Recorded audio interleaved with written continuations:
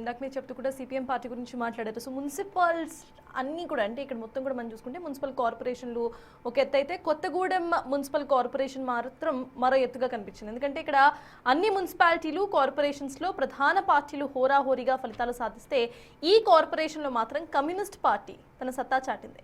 ఉమ్మడి ఖమ్మం జిల్లాలో కమ్యూనిస్టుల ప్రాబల్యం అస్సలు తగ్గలేదని మళ్లీ ప్రూవ్ చేసుకుంది.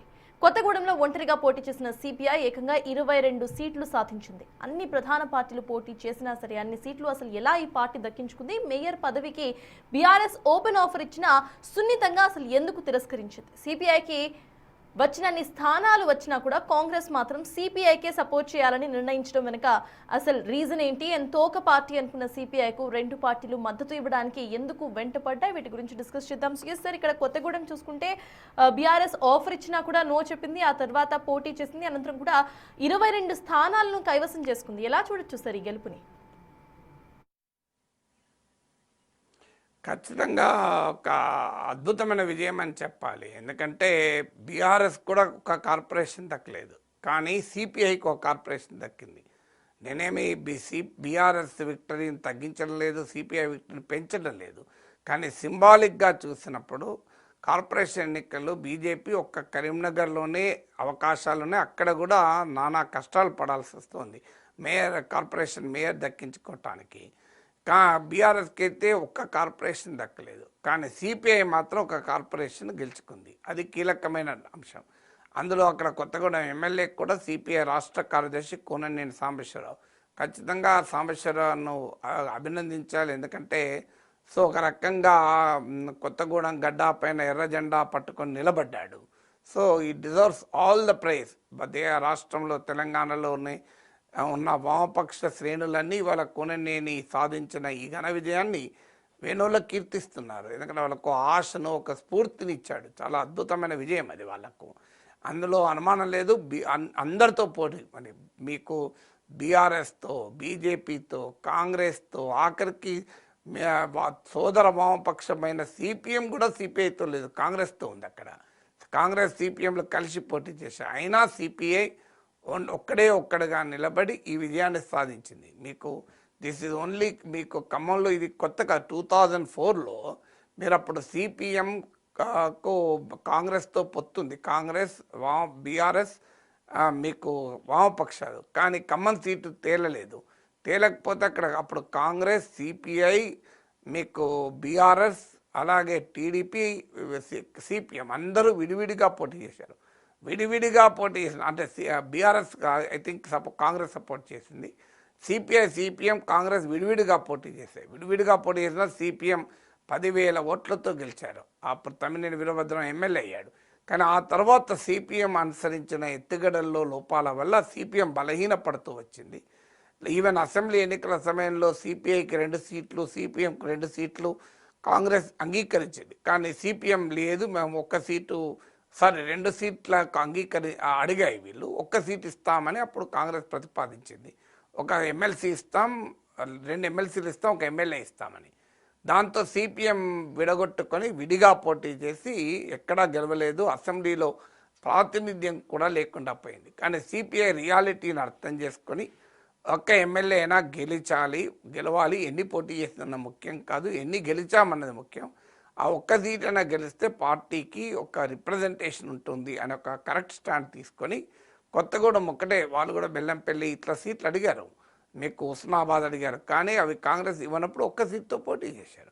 పోటీ చేసి కొత్తగూడెం నుంచి ఎమ్మెల్యేగా గెలిచారు. ఎమ్మెల్యేగా గెలిచిన తర్వాత ఇప్పుడు కార్పొరేషన్లో కాంగ్రెస్ పార్టీతో చర్చలు జరిగాయి. 40 కార్పొరేట్ స్థానాలు అడిగారు, 30కి కూడా తగ్గారు. నాకున్న సమాచారం అయితే ఒక దశలో 25కి కూడా అంగీకరించారు. కానీ కాంగ్రెస్ ససేమిరా అన్నది, మా మద్దతుతోనే సిపిఐ గెలిచిందనే భావనలో వాళ్ళు ఉన్నారు. కానీ ఏం జరిగింది, కాంగ్రెస్ కన్నా ఎక్కువ సీట్లకు సిపిఐ గెలుచుకుంది. అంటే మీరు అన్నారే కమ్యూనిస్టులను తోక పార్టీలు అంటారు. ఇప్పుడు కమ్యూనిస్టులు తోక పార్టీ కాదు, సిపిఐకి 2 తోకలు ఉన్నాయి, ఒకటి కాంగ్రెస్ తోక, మరొకటి బీఆర్ఎస్ తోక.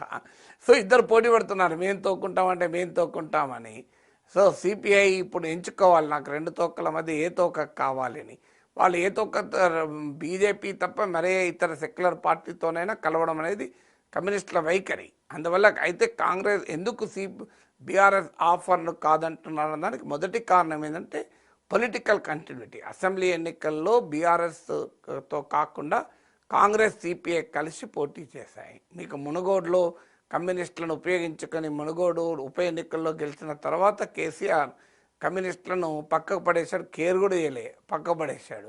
సో దాంతో వామపక్షాలు కాంగ్రెస్తో కలిశాయి. మునుగోడులో బీఆర్ఎస్ విజయానికి చారిత్రాత్మక విజయం అది. ఎందుకంటే దుబ్బాక, హుజూరాబాద్ ఓటమి తర్వాత వచ్చిన విజయం. ఆ చారిత్రాత్మక విజయం కమ్యూనిస్టుల సహకారంతోనే వచ్చింది. ప్రత్యేకంగా కేశవ నాయకత్వంలో బీఆర్ఎస్ డెలిగేషన్ కమ్యూనిస్టుల ఆఫీసులకు వెళ్ళి రిక్వెస్ట్ చేశారు. మునుగోడు ఎన్నిక అయిపోయింది, అసలు అలా వాడి పాడేసిన కరివేపాకు లాగా పడేశాడు. దాంతో వామపక్షాలకు తప్పనిసరి కాంగ్రెస్తో కలిశాయి. కాంగ్రెస్ కూడా అలాగే 2 సీట్లు ఇయ్యం, 1 సీటే ఇస్తాం, మీ బలం ఎంత అని మొదలుపెట్టాయి. సో అందువల్ల అయినా కూడా అంగీకరించి ఆ 1 సీట్ తీసుకుని సిపిఐ రైట్ పని చేసింది. ఎందుకంటే ఒక ఎమ్మెల్యే ఉండడం వల్ల ఇవాళ కొత్తగూడెం కార్పొరేషన్ కూడా గెలుచుకోగలిగారు. గెలుచుకున్న తర్వాత అనివార్యం అయిపోయింది. ఎందుకంటే మీకు అంత డబ్బు ప్రభావం ఉండే ఎన్నికల్లో కమ్యూనిస్టులు పోటీ పడలేరు. డబ్బు ఖర్చులు కేవలం కార్యకర్తల బలంతో, ప్రజల బలంతో గెలవాలి. అలాంటి చోట అటు బీఆర్ఎస్ కాంగ్రెస్లను బీజేపీలు ఎదిరించగలవడం అంటే మామూలు విషయం కాదు. గెలిచిన తర్వాత బీఆర్ఎస్ ఇమీడియట్గా మద్దతు ప్రకటించారు కేటీఆర్. ఎందుకంటే కాంగ్రెస్ సిపిఐని విడగొట్టాలి అనే ఉద్దేశంతో వ్యూహాత్మకంగా ప్రకటించారు. మునుగోడులో వాడిపాడేసుకున్న పార్టీ కొత్తగూడెంలో అంత ఆదరాబాదరాగా ఎందుకు మద్దతు ప్రకటించారు? సిపిఐ ఏంటంటే పొలిటికల్ కంటిన్యూటీ ఉంటుంది. ఎందుకంటే కాంగ్రెస్తో అసెంబ్లీ ఎన్నికల్లో పొత్తున్నారు, లోక్సభ ఎన్నికల్లో కాంగ్రెస్తో కలిసి ఉన్నారు. ఇప్పుడు ఎలాగో మేయర్ పదవికి కాంగ్రెస్ కూడా సపోర్ట్ చేస్తాను రెడీగా ఉన్నప్పుడు ఇప్పుడు కాంగ్రెస్ను కాదని బీఆర్ఎస్ను సపోర్ట్ తీసుకోవాల్సిన అవసరం ఏముంటుంది? కాంగ్రెస్ కనుక నో అంటే అప్పుడు ఖచ్చితంగా సిపిఐ బహుశా అదర్ ఆప్షన్స్ వెతుక్కుంటుంది కావచ్చు. కానీ కాంగ్రెస్ రెడీగా ఉన్నప్పుడు ఇబ్బంది ఏంటి? తర్వాత స్టెబిలిటీ రీత్యా చూసిన బీఆర్ఎస్కి 8 సీట్లు ఉంటే కార్పొరేషన్లో కాంగ్రెస్కి 22 స్థానాలు ఉన్నాయి. సో అందువల్ల స్టెబిలిటీ రీత్యా చూసినా కూడా కాంగ్రెస్ ఇది బెటర్ పార్ట్నర్ అవుతుంది కదా. సో అందువల్ల సిపిఐ బహుశా బీఆర్ఎస్ ఆఫర్ ఇచ్చినా కూడా గౌరవంగా తిరస్కరిస్తూ కాంగ్రెస్తో వెళ్ళడానికి అవకాశం ఉంటే కాంగ్రెస్తో వెళ్తారు. ఇప్పటి వరకు వస్తున్న తాజా సమాచారం అయితే రేవంత్ రెడ్డి ఆల్రెడీ ఆదేశాలు ఇచ్చారు, కమల్ నాయకత్వానికి మీరు సిపిఐకి మద్దతు ఇచ్చడానికి సిద్ధపడండి, చర్చ మాట్లాడండి అని కూడా. ఎందుకంటే ఇప్పుడు సిపిఐకి అడ్వాంటేజ్ ఏంటంటే కాంగ్రెస్ కాకపోతే బీఆర్ఎస్ రెడీగా ఉంది సపోర్ట్ చేయడానికి. సో సిపిఐకి మేయర్ పదవి రావడం అనేది కష్టం కాదు. ఇప్పుడు మేయర్ పదవి ఎలాగో వస్తుంది, అది కాంగ్రెస్ మద్దతుతో వస్తుందా బీఆర్ఎస్ మద్దతుతో వస్తుందా అనేది చర్చ. ఈలోగా కాంగ్రెస్ కొంత ప్రయత్నం చేసింది ఇండిపెండెంట్లను లాగి వాళ్ళని వీళ్ళని లాగుదామని. కానీ మిత్రపక్షమైన సిపిఐ కార్పొరేటర్లని లాగడానికి ప్రయత్నం చేస్తే కాంగ్రెస్ పార్టీ రాష్ట్రంలో బదనాం కావడమే కాదు, దేశంలో కూడా దీని ప్రభావం ఉంటుంది. ఎందుకంటే ఇండియా కూటమిలో కమ్యూనిస్టులు కీలక పాత్ర, దేశ రాజకీయాల్లో కాంగ్రెస్కు బీజేపీ వ్యతిరేక రాజకీయాల్లో కమ్యూనిస్టులు ఒక బలమైన మిత్రపక్షం. అందువల్ల మీకు అలాంటి పార్టీ మీకు ఎన్నికల సమయంలో రేవంత్ రెడ్డి అన్నాడు కదా, కాంగ్రెస్ కమ్యూనిస్టులు నానానికి ఒక 2 వైపులు అని. అది కమ్యూనిస్టులు అంగీకరించకపోవచ్చు, కానీ కాంగ్రెస్ పార్టీ అంత సైద్ధాంతిక బంధం మాకుంది, రాజకీయ బంధం మాకుంది అని చెప్పినప్పుడు ఒక కార్పొరేషన్లో మీతో కాంగ్రెస్తోనే పోటీ పడి కాంగ్రెస్ కన్నా ఎక్కువ సీట్లు గెలుచుకున్న తర్వాత సిపిఐ నాయకత్వాన్ని అంగీకరించకపోతే ప్రజలు హర్షించరు. కాంగ్రెస్ పార్టీ దేశవ్యాప్తంగా సమాధానం చెప్పుకోవాల్సి వస్తుంది. అందువల్ల బహుశా రేవంత్ రెడ్డి అది అర్థం చేసుకుని సిపిఐకి మద్దతు ఇవ్వడానికి ముందుకు వచ్చినట్టుగా కనబడుతున్నాడు.